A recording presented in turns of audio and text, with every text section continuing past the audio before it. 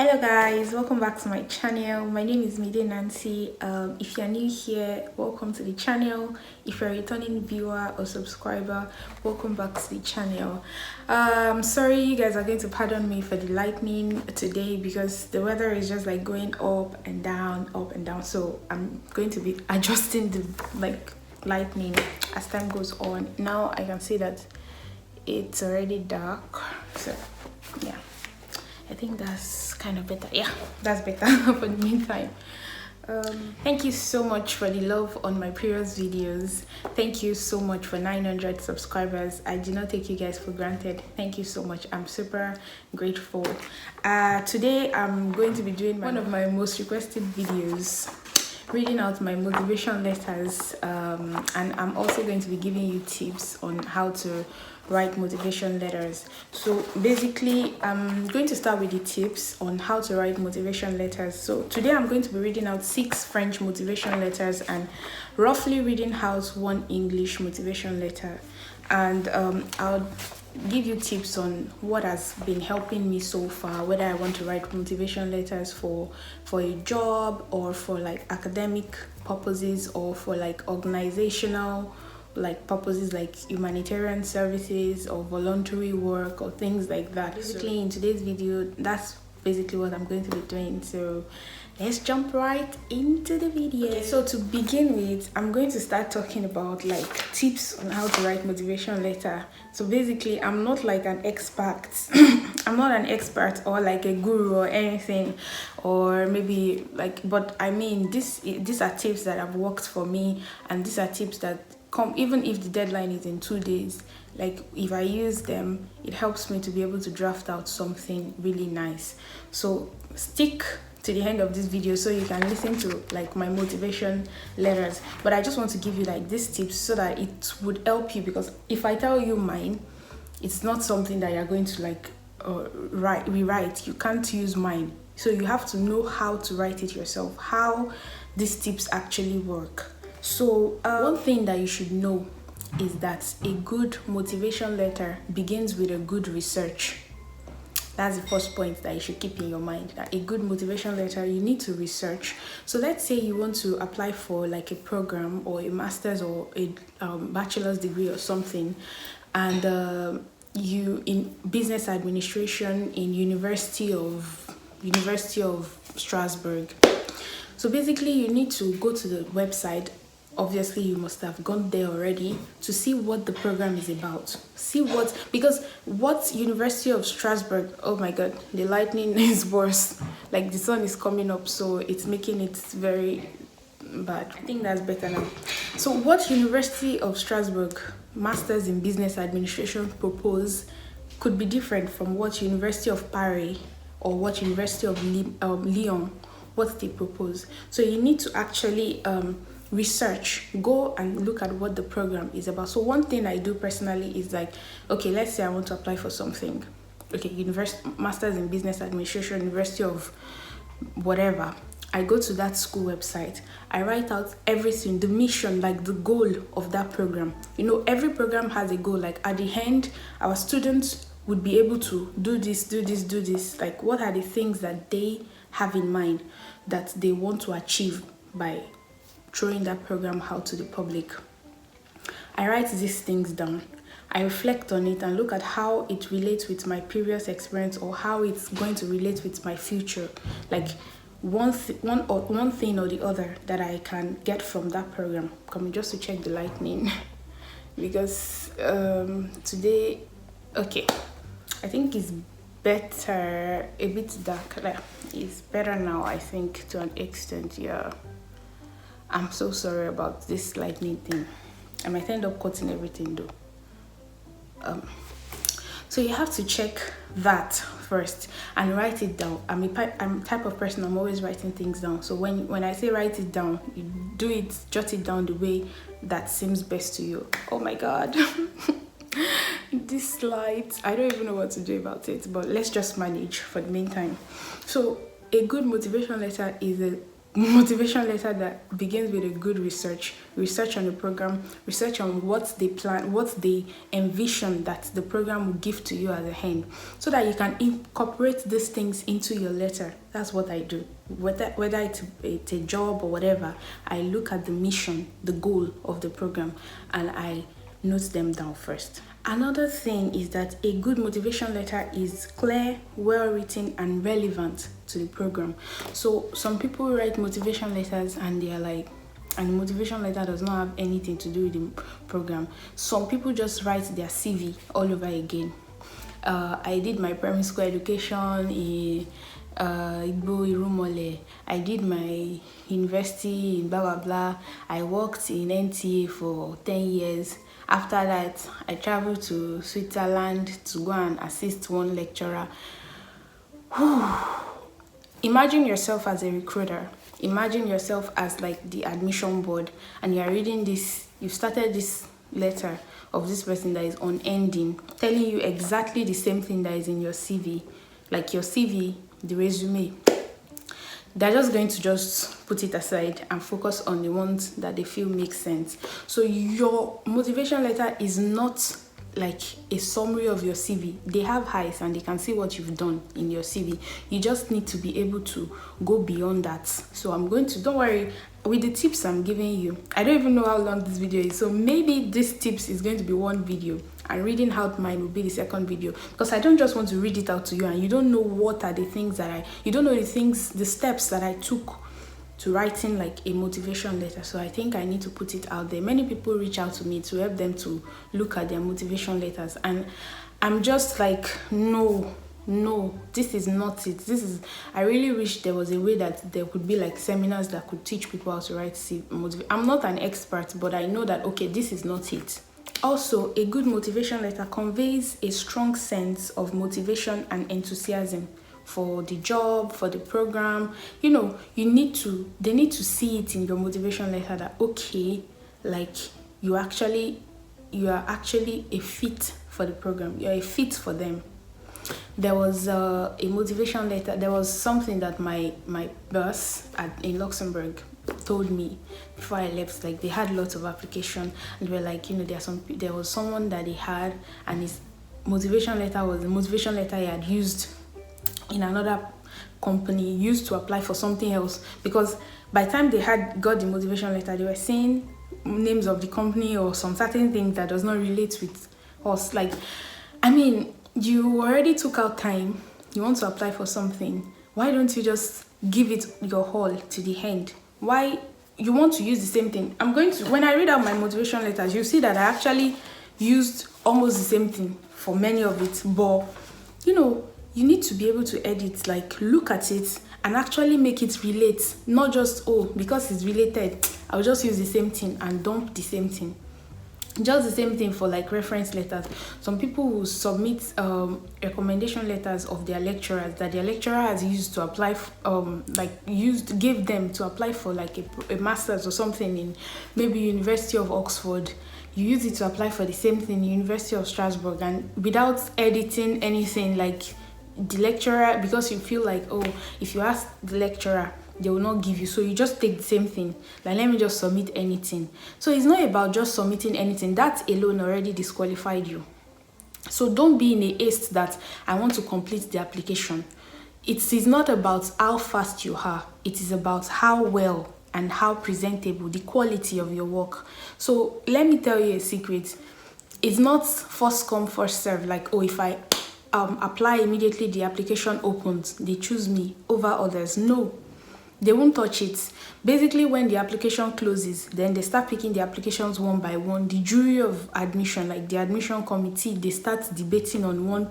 So there are some that once they start, they know that this one is not for us. They don't use it, they don't waste their time, because they have like hundreds, perhaps thousands of applications. So wasting their time reading a photocopied something or a copy and paste is an automatic rejection. So I noticed that many people are always like, I need to apply like immediately it comes out. It's not about when you apply, it's about what you're actually submitting.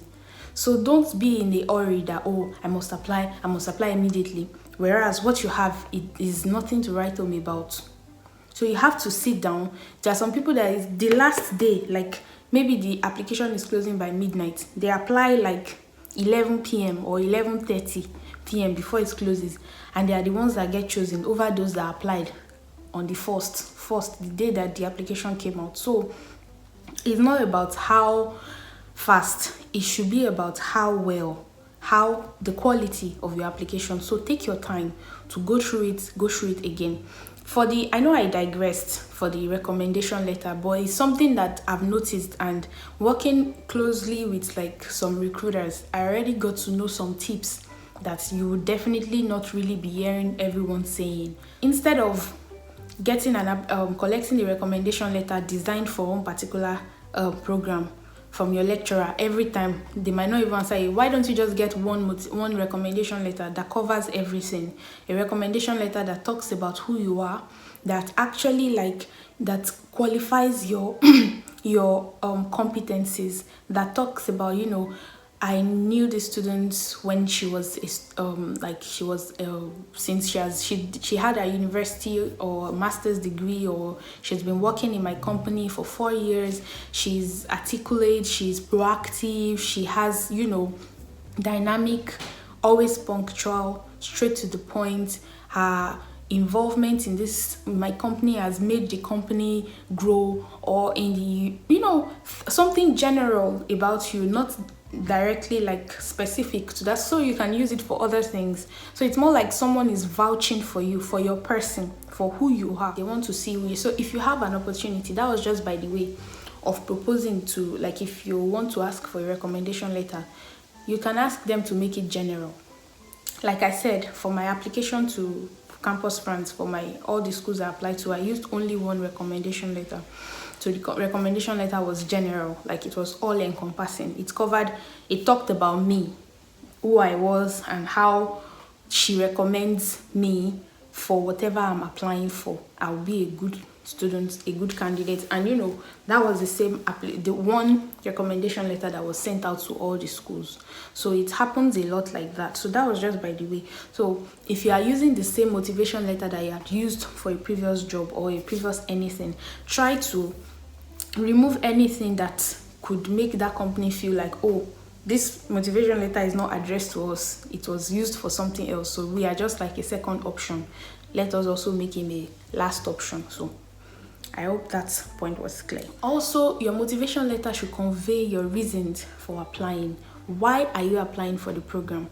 Most people always have mentality of getting. You have this, you want to get something mentality, like I want to get, if you accept me, whether scholarship application or anything, if you accept me for your scholarship, it will help me, my family, we have money, we have food. You are talking about what you will get. What are you giving back? What value are you going to be giving? So whether you're applying for a job, an internship, anything, you need to think about that, like, what am I giving back? Not just what am I receiving.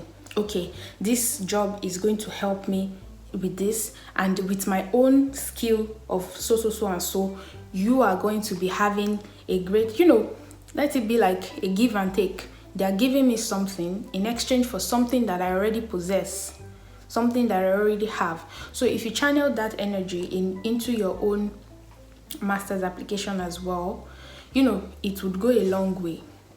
Also, your motivation letter should be able to talk about why do you want that degree, like why, how does it relate with your future plans, your future ambitions, like your future goals. How does it relate with your future goals on a long term? How will this incorporate into your life?